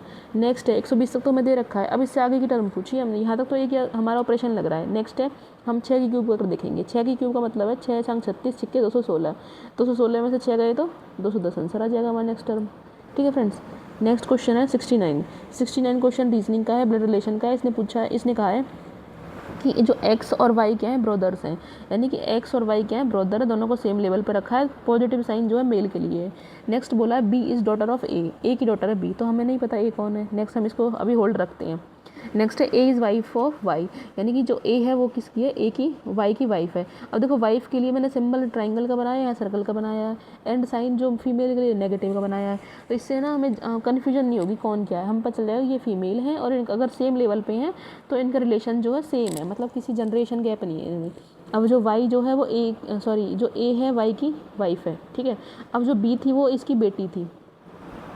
अब बी जो है ए की बेटी है, यानी कि ये इसकी माँ है, ये इसका पापा है और पापा का भाई है, ये तो इसका चाचा हो गया। अब हमसे पूछा है relation of B to X, B का रिलेशन क्या है एक्स से। फ्रेंड्स यहाँ गलती हो जाएगी कि कुछ बच्चों को लगेगा जो एक्स है ना वो चाचा है, तो चाचा भी ऑप्शन होगा, चाचा टिक कर देंगे। बट इसने पूछा बी का रिलेशन, बी क्या लगती है, तो बी भतीजी लगती है, बी नहीं से। ठीक है, नेक्स्ट क्वेश्चन होगा 17 का मतलब है एक कोड दे रखा है, PURE का मतलब है QVQD, COP का मतलब है DPOD। इसमें फ्रेंड्स हम मतलब अपना एक तरह से मैथ जो माइंड है ना हमारा, वो हम अलग अलग डायरेक्शन में सोचते हैं कि क्या रीजनिंग में यही है कि क्या ऑप्शन हो सकता है, क्या अप्रोच लगाइए, क्या ऑपरेशन लगाया है। तो हमने देखा कि P से Q एक बढ़ा है, U से V एक बढ़ा है, R से Q एक घटाया है और E से D में एक घटाया है। तो इसकी अप्रोच क्या है, एक एक टर्म बढ़ानी है पहली दो, उसके बाद घटानी है। हमसे पूछा वैन का, W के बाद क्या आता है, X आता है, H के बाद क्या आता है, I आता है, E से पहले क्या आता है, D, और N से पहले M आता है। तो इसकी अप्रोच है पहले दो तो एक एक लेटर बढ़ाना है और लास्ट के जो दो हैं उसमें एक लेटर घटाना है। उसके बाद पूछा है फाइंड करेक्ट, जो ये हमें वो फ्रैक्शंस दे रखे हैं इसमें करेक्ट फ्रैक्शन कौन सा है। तो फ्रेंड्स 70 ये क्वेश्चन है मेरा, एक सेकंड, 71 इसका मैंने टिक नहीं लगाया, मैं भी बताती हूँ। 71 का ऑप्शन है आपका 4, इसका आंसर जो है 4 है, ये हमारा करेक्ट ऑप्शन है, स्मॉलेस्ट फ्रैक्शन है। आप इन फ्रैक्शंस को डिवाइड करके भी देख सकते हो कि सबसे छोटा कौन आ रहा है, मतलब ये है असेंडिंग ऑर्डर है, ये पहले सबसे छोटा फिर उससे बड़ा फिर उससे बड़ा। जैसे ही आप इन फ्रैक्शंस को डिवाइड करोगे ना तो इसकी वैल्यू सबसे कम आएगी 4/7 की, और 8/9 की वैल्यू सबसे ज़्यादा आएगी। ठीक है, तो राइट ऑप्शन इसका है 47। नेक्स्ट क्वेश्चन है हमारा, ये 71 था, मैंने 47 की बोला। नेक्स्ट 72 में हमें ऑड बताना है। जैसे मरकरी है, वीनस है, सैटर्न है, सन है। आपको पता है सन के अराउंड ये सारे रिवॉल्व करते हैं, तो सन जो होगा वो ऑड हो जाएगा। नेक्स्ट है हमारा 73 बोल रहा है 5 फ्रेंड हैं जिनमें से ए स्कोर कर रहा है मोर देन सी, यानी कि जो ए ने स्कोर किया वो सी से ज़्यादा हुआ, मतलब सी ने कम स्कोर किया है, बट लेस देन डी, यानी कि डी का क्या है ज़्यादा है और सी का क्या है कम है। नेक्स्ट है B score more than D, B जो है ना वो डी से ज़्यादा कर रहा है, यानी कि बी जो है बी से नीचे आएगा डी, और ई से कम कर रहा है तो ई सबसे ऊपर आएगा। उसने पूछा मैक्सिमम स्कोर किसने किया, सबसे ऊपर उसने किया। नेक्स्ट 74 है। 74 क्वेश्चन में सिंप्लीफिकेशन का, इसको कैसे ऐसे बड़ा सा क्वेश्चन देख के डर जाओगे कि इसको कैसे सॉल्व करना है, मैं बताती हूँ इसकी अप्रोच क्या रहेगी। ये क्वेश्चन है आपका ये, ठीक है। तो आपको क्या करना है, नीचे से स्टार्ट करना है। जैसे नीचे वाला जो फ्रैक्शन है ना, 4 × 12 और 1 13, 13/4 हो गया। 13/4 वो भी 1 + 1/13/4 है, तो 1/13/4 को हम क्या लिखेंगे, उल्टा कर देंगे, तो 1 + 4/13 हो गया। 4/13 इसको हम सॉल्व करेंगे तो 17/13 हो जाएगा। अब 17/13 ना ये 1 के डिवाइड में है, तो x + 17/13 हो गया। इसको उल्टा कर देंगे, रिवर्स करने के बाद हो जाएगा x + 13/17। अब जो ये x वाली टर्म है और न्यूमेरिकल टर्म है, न्यूमेरिकल टर्म को एक साथ ले जाएंगे, 2 में से डिवाइड कर देंगे, x की वैल्यू आ जाएगी 21/17। इस क्वेश्चन को ऐसे अप्रोच करना नीचे से ऊपर की तरफ। उसके बाद है 75 में पूछा है किलोमीटर आवर में स्पीड दे रखी है, मीटर पर सेकंड में पूछी है। तो इसमें क्या करना है, किलोमीटर पर आवर का मतलब उसको मीटर पर सेकंड में चेंज करने के लिए 1 किलोमीटर में होते हैं 1000 मीटर, ठीक है। 1 घंटे में सेकंड की तो नहीं होती है, 60 मिनट होती है, 60 सेकंड होती है, तो मीटर पर सेकंड में हो गया चेंज, 50 मीटर पर सेकंड हो जाएगा काटने के बाद। नेक्स्ट क्वेश्चन है 76 कह रहा है कि अंडर रूट के अंदर है 18 14 और x, इसकी वैल्यू 84 है, 84 है, तो x की वैल्यू पूछी है। अब इधर साइड अंडर रूट है, इधर साइड कुछ भी नहीं है, तो रूट ले, स्क्वायर रूट ले लो दोनों साइड। सॉरी स्क्वायर रूट नहीं करना, स्क्वायर बोथ साइड करना है, दोनों साइड स्क्वायर करेंगे तो ये तो स्क्वायर से हट जाएगा। ठीक है फ्रेंड्स, एक सेकेंड, दोनों साइड अगर हम स्क्वायर करेंगे, इस टर्म का भी स्क्वायर कर दिया, इसका भी स्क्वायर कर दिया, स्क्वायर से स्क्वायर रूट कट गया, 84 दो बार आ गया, तो इनको काटने के बाद x की वैल्यू 28 आ जाएगी। नेक्स्ट क्वेश्चन है 77 क्वेश्चन है सिंप्लीफिकेशन का है, पॉइंट में दे रखी है और अंडर रूट में वैल्यू दे रखी है, इन्हें देख के डर जाओगे। तो करना क्या है, सिंपल जो इतने भी पॉइंट है ना वो जीरो से हटा देने हैं। पॉइंट के पीछे 4 हैं तो नीचे 4 जीरो लगा दी, पॉइंट के पीछे 2 है 2 जीरो लगा दी। उसके बाद अब क्या करना है, पॉइंट वाला सॉल्व हो गया, अब हमें रूट वाला सॉल्व करना है। हम क्या करेंगे, 25 किसका रूट है, 5 का, और इसके भी 4 जीरो है ना, रूट से निकालने के बाद 2 जीरो बचेंगे नीचे। यहाँ 225 किसका स्क्वायर है, 15 का, और 100 का मतलब 2 जीरो, बाहर निकालने पे 1 जीरो, इनको ऐड कर देंगे, ये वैल्यू आ जाएगी। नेक्स्ट है स्कूल बस पिक। ये फ्रेंड्स ये क्वेश्चन मैंने आपका हर एक एंगल से किया है क्योंकि मैं भी कंफ्यूज थी 78 में, तो मुझे ये था डाउट नहीं होना चाहिए अगर हम इसको बस को इस डायरेक्शन में मूव करें तो आंसर क्या आता है, मैं आपको बताती हूँ। अभी देखो, school bus picks A from his home, मतलब जो कोई स्कूल की बस है वो ए को उसके घर से उठाती है, पिक करती है, एंड टेक 2 लेफ्ट टर्न। वो क्या करता है, बस क्या करती है, 2 लेफ्ट टर्न लेती है, 1 राइट टर्न लेती है। तो जैसे 2 लेफ्ट टर्न है ना और 1 राइट टर्न है, तो लेफ़्ट लेफ़्ट राइट, पहली अप्रोच तो क्या है, हमें एक लेफ़्ट से एक राइट काट देना है। अब बचा हमारा सिर्फ लेफ़्ट, मतलब हमें देखनी है लेफ़्ट डायरेक्शन ओनली। ठीक है, इतना समझ आ गया ऐसे क्वेश्चन का अप्रोच करने के। To reach school if bus is facing east, यानी जो बस जो है ईस्ट की तरफ फेस करके, जो बस है जो ईस्ट फेसिंग है। While reaching the school which direction was बस फेसिंग एट हिज होम, यानी कि जो बस स्कूल पहुंची है ना वो ईस्ट डायरेक्शन की तरफ स्कूल बस का फेस है, और जब वो घर से चली थी तो उसका फेस पूछा है किस डायरेक्शन में होगा।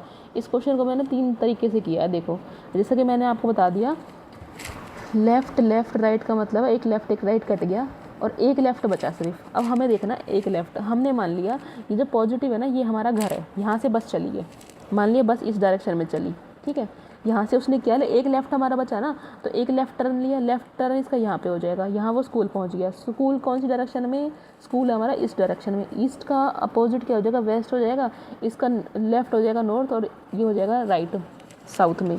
तो उसने पूछा बस किस डायरेक्शन में चली, तो बस जो घर से चली थी उसका फेस क्या था, साउथ था। ठीक है, अब आप कोई कहने लगे कि भाई तुमने बस इस डायरेक्शन में क्यों चलाई, मेरे को नहीं पता, मैं तो किसी भी डायरेक्शन में चला सकता हूँ। मैं कि ठीक है भाई, हम देखते हैं। मान लो ये हमने होम मान लिया, बस को हमने चलाया इस डायरेक्शन में, अभी हमने चलाया था साउथ में, हमने चला लिया ईस्ट में। ठीक है, हमारे लिए अभी के लिए ईस्ट है, बट क्वेश्चन के लिए ईस्ट नहीं है ये। बस हमने इस तरह चलाई, इस तरह चलाने के बाद उसने लेफ़्ट टर्न लिया, लेफ़्ट टर्न लेने के बाद जिस डायरेक्शन में पहुंची वो डायरेक्शन थी ईस्ट। बस जहाँ पहुंच रही है यानी कि स्कूल जो है इस डायरेक्शन में है। अब जैसे मैंने बोला ना, हमने बस इस तरफ चलाई, तो इसको ईस्ट मत मानना, ईस्ट वो है जहाँ बस स्कूल पहुंच गई है, बस यहाँ पहुंच गई, ईस्ट हो गया, ईस्ट का अपोजिट वेस्ट हो गया, इधर नॉर्थ हो गया, इधर साउथ हो गया। तो बस किस डायरेक्शन में चली, बस चली साउथ में। ठीक है, नेक्स्ट क्वेश्चन। अब कोई कहने लगे भाई हम तो ऐसे नहीं चलाएंगे, हम तो अपनी बस को और डायरेक्शन में चलाएंगे किसी में, ना तुम्हें ऐसे चलाना है, एक सेकेंड, ऐसे नहीं चलाना हमें, तो ना हमें ऐसे चलाना, तो ठीक है हम दूसरे डायरेक्शन में चलते हैं। ये हमारे होम है, होम से बस को हमने ऊपर की तरफ लेके गई, अब यहाँ से उसने लेफ़्ट टर्न लिया, ऐसे गई, स्कूल पहुँच गई, ये हो गया ईस्ट, ईस्ट के अपोजिट क्या हो गया, वेस्ट हो गया, वेस्ट के अपोजिट क्या हो गया, साउथ, और यहाँ हो गया नॉर्थ। ठीक है, अब बस कैसे चली, बस चली साउथ में। समझ आ गया, किसी भी क्वेश्चन किसी भी उससे कर लो आप, बस को किधर भी चला लो आप, घर से जाने के बाद और लेफ़्ट टर्न लेने के बाद जब वो स्कूल पहुँचेगी तो स्कूल पहुँचने के बाद ईस्ट डायरेक्शन मानना, और ईस्ट का जो लेफ़्ट होता है वो होता है नॉर्थ, और राइट होगा साउथ। तो बस कहाँ चली थी, साउथ में चली थी। ये मैंने 3 तरीके से क्वेश्चन किया, खुद का डाउट भी सॉल्व किया है कि अगर किसी को डाउट आ जाए तो। अगर फिर भी किसी को डाउट आता है तो आप मेरे को कमेंट कर देना। अगर इस क्वेश्चन की जो मैंने पेपर सॉल्व किया या फिर जो क्वेश्चन सॉल्व किए इनकी PDF चाहिए तो मेरे टेलीग्राम ज्वाइन कर लेना, टेलीग्राम पे मैंने डाल रखी है। ठीक है, नेक्स्ट क्वेश्चन है हमारा 79 क्वेश्चन है, ये मैथ का क्वेश्चन है। अगर 9/4 की वैल्यू 9/4 की जो पावर है वो x है, और 8/27 की पावर x - 1 है, किसके बराबर है, 2/3 के बराबर है। तो हमें x की पावर पूछी है, तो पहले हम क्या करेंगे, क्वेश्चन को एज इट इज़ नोट कर लेंगे। अब हम देखेंगे ये 9/4 है ना, 9/4 का मतलब है 3/2 का स्क्वायर, यानी 3/2 का स्क्वायर कर दिया, x ऑलरेडी उसके पीछे है ही पावर में। नेक्स्ट 2/8 का मतलब है 2/3 का क्यूब। ठीक है, क्यूब के बाद ये पावर दे रखी है, ये किसके बराबर है, 2/3 के बराबर है। अब हमने देखा, देखो ये 3/2 है, ये 2/3 है, 2/3 है, मतलब ये इन्वर्स लेना पड़ेगा तब बेस सेम होगा। तो हमने इसका इन्वर्स ले लिया, इसको उल्टा कर दिया, 2/3 तो पावर नेगेटिव में हो जाएगी 2x, और यहाँ 3x - 1 2/3। ठीक है, अब क्या होगा, यहाँ हमारा बेस सेम हो गया, बेस सेम हो गया तो हम पावर को ऐड कर देंगे, पावर को ऐड करेंगे, कैलकुलेट करने के बाद एक्स की वैल्यू हमारी 4 आ जाएगी। ठीक है, नेक्स्ट क्वेश्चन है, लास्ट क्वेश्चन है ये मैथ रीजनिंग का क्वेश्चन नंबर 80। हरियाणा जी के मैंने पहले करा दिए। इसमें क्या है, कोड वर्ड में दे रखा है PULTANOP, इसका मतलब है फ्रूट इज़ गुड। ठीक है, नेक्स्ट है, इसमें हमें क्या करना है, हमारी अप्रोच रहेगी, हम दो स्टेटमेंट को देख के कंपेयर करेंगे। नेक्स्ट है NOP की KOTIR, इसका मतलब ट्री इज़ टॉल। अब देखो एक चीज़, इन दो को कंपेयर करो, इसमें क्या चीज़ कॉमन है, इसमें NOP कॉमन है, इसमें NOP कॉमन है। ठीक है, इनमें क्या चीज़ कॉमन है, इसमें इज़ कॉमन है, इज़ कॉमन है, मतलब इज़ का मतलब क्या हो गया NOP का मतलब इज़ है, फिर इसका मतलब NOP, एक चीज़ पता चल गई।